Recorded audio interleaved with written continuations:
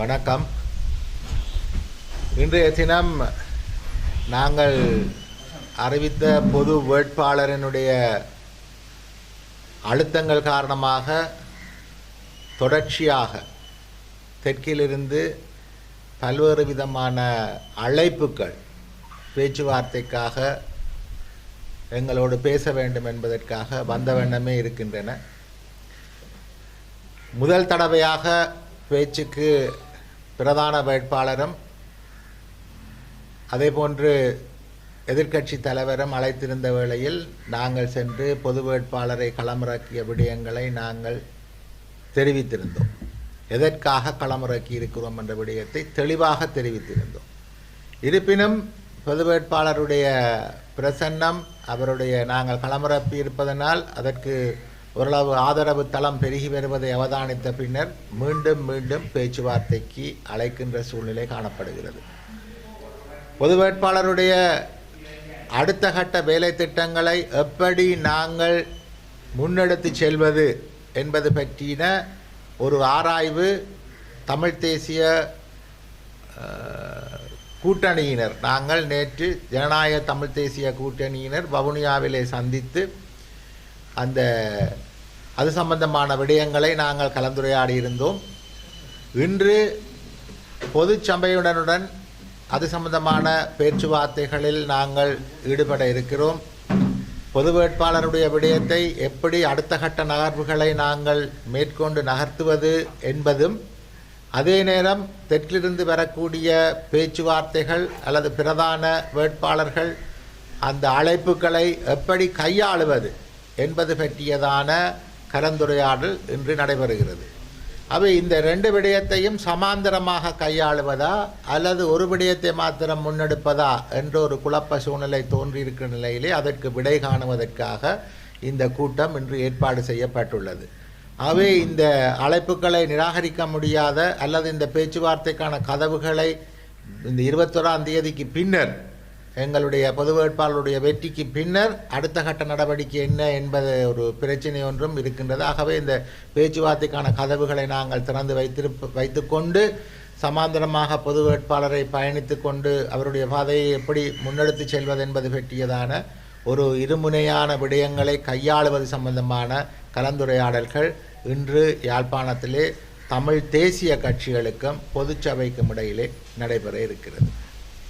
பொது வேட்பாளர் கட்சி என்ன தாமத முடிவை அறிவிக்கவில்லை. ஒருவேளை தமிழரசு கட்சியினோட முடிவை நீங்கள் எதிர்பார்த்திருக்கிறீங்களா அல்லது தமிழரசு கட்சி இந்த பொது வேட்பாளரை நாங்கள் அறிமுகப்படுத்திய பிரதான நோக்கங்களில் ஒன்றானது இது தமிழ் தரப்புகள் அனைவரையும் ஒன்றிணைக்க வேண்டும் என்ற நோக்கத்திலேயே அது களமிறக்கப்பட்டிருக்கிறார். ஆகவே தமிழரசு கட்சியும் எங்களோடு இணைந்து இந்த ஜனாதிபதி வேட்பாளர் விடயத்திலே ஒன்றித்து பயணிக்க வேண்டும் என்ற எங்களுடைய பலமான கோரிக்கை பல தடவைகள் முன்வைக்கப்பட்டிருக்கிறது. எங்களுடைய கட்சி தலைவர் செல்வம் அடைக்கலநாதன் அவர்கள் கூட முல்லைத்தீவிலே நடந்த கூட்டத்திலே தமிழரசு கட்சிக்கான ஒரு கோரிக்கையை விடுத்திருக்கிறார். இருப்பினும் தமிழரசு கட்சியில் இருக்கக்கூடிய பிரதானமான ஏற்கனவே தெரிவு செய்யப்பட்ட தலைவர் ஸ்ரீதரன் அவர்கள் அதற்கு ஆதரவு தெரிவித்திருக்கிறார். நேற்றைய தினம் மட்டக்களப்பிலே ஸ்ரீநேசன் அவர்கள் அதற்கு ஆதரவு தெரிவித்திருக்கிறார். சார்ல்ஸ் நிர்மலநாதன் அவர்கள் ஆதரவு தெரிவித்திருக்கிறார்கள்.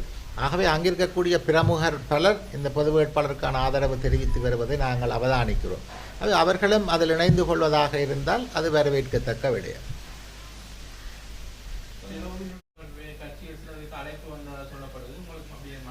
எங்களுக்கும் அழைப்பு வந்திருக்கிறது, ஜனாதிபதி தரப்பிலிருந்தும் வந்திருக்கிறது. பிரதான வேட்பாளர்களிடமிருந்து பல்வேறு விதமான முறையிலே அழைப்புகள் வந்த வண்ணம் இருக்கின்றன. எழுத்து வடிவிலே, மின்னஞ்சலூடாக, தொலைபேசியினூடாக, அவர்களுடைய பிரதான ஆர்கனைசர்ஸ் என்று சொல்லக்கூடிய ஏற்பாட்டாளர்களூடாக எல்லாம் அழைப்புகள் வந்த வண்ணம் இருக்கின்றன.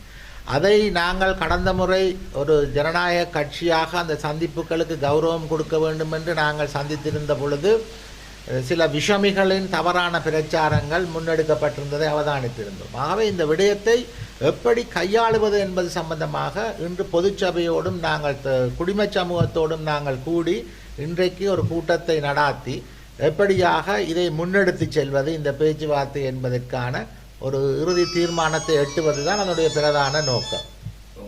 சந்திப்புகள் சந்திப்பு நடந்தது. இதுல டெலோவுக்கு சொல்ல சுவிஸ் தூதுவர் யாழ்ப்பாணத்துக்கு வந்தது அரசியல் ரீதியான விஜயம் அல்ல. அவர்கள் வந்தது இங்கிருக்கக்கூடிய ஒரு தொண்டு நிறுவனத்திலேயும் அது சம்பந்தமான விடயங்களை கலந்துரையாட வந்த நிலையிலே பொது கட்டமைப்பில் யாழ்ப்பாணத்தில் நிற்கக்கூடிய பிரதிநிதிகளை சந்திக்க விரும்பியதால் தான் அந்த கோரிக்கை அவர்களால் விடுக்கப்பட்டிருந்தது. அந்த நேரத்திலே யாழ்ப்பாணத்திலே இருந்த சில சித்தார்த்தன் அவர்கள், சுரேஷ் பிரேமச்சந்திரன் அவர்கள், மற்றது சமூக கட்டமைப்பில் இருந்தும் சிலர் சந்தித்திருந்தார்கள். செல்வம் அடைக்கலனார் எங்களுடைய தலைவரும் எங்களுடைய பாராளுமன்ற உறுப்பினர்களும் பாராளுமன்ற அமர்வுக்காக கொழும்பில் இருந்ததனாலே அதில் பங்கு பெற்ற முடியவில்லை. இறுதி கட்டத்தில் ஏதாவது மாற்றங்கள் நிகழுமா இல்லை தொடர்ந்து நீங்கள் பொது வேட்பாளருக்கான ஆதரவை தான் தொடர்ந்து வழங்குவீர்களா?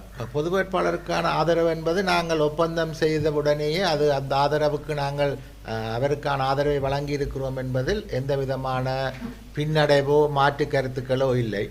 ஆனால் தெற்கிலே இருக்கக்கூடிய பேச்சுவார்த்தைகள் கதவுகளுக்கு எங்களை அழைக்கின்ற பொழுது ஒரு அரசியல் கட்சியாக மக்கள் பிரதிநிதிகளாக அந்த பேச்சுவார்த்தைக்கான கதவுகளை நிரந்தரமாக மூடக்கூடாது.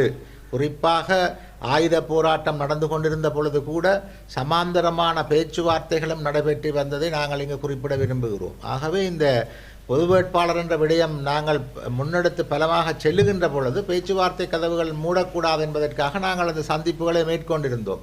அதை சில விஷமிகள், சமூக அயோக்கியர்கள் என்று சொல்லக்கூடியவர்கள் தவறுதலான கருத்துக்களை பரப்பி இதிலிருந்து தமிழீழ விடுதலை இயக்கம் பின்வாங்கி விட்டதாகவும் அல்லது தமிழீழ விடுதலை இயக்கம் இதில் மாற்றத்தை கொண்டு வர முயற்சிப்பதாகவுமான பொய் பிரச்சாரங்களை மேற்கொண்டு வந்ததை நாங்கள் அவதானித்திருந்தோம். அதற்கான மறுப்பறிக்கையும் எங்களுடைய கட்சியில் பலர் வெளிப்படுத்தியிருந்தார்கள். நாங்களும் அதற்கான அறிக்கைகளை ஊடகங்களிலே, தமிழ் ஊடகங்களில் மாத்திரமல்ல சிங்கள ஆங்கில ஊடகங்களிலும் அந்த கருத்துக்களை தெளிவாக நாங்கள் சொல்லியிருக்கிறோம். ஆகவே அந்த முடிவில் மாற்றமில்லை. அதை பற்றி பொய்யான தவறான கருத்துக்களை தெரிவிப்பவர்களை நாங்கள் வன்மையாக கண்டிக்கிறோம்.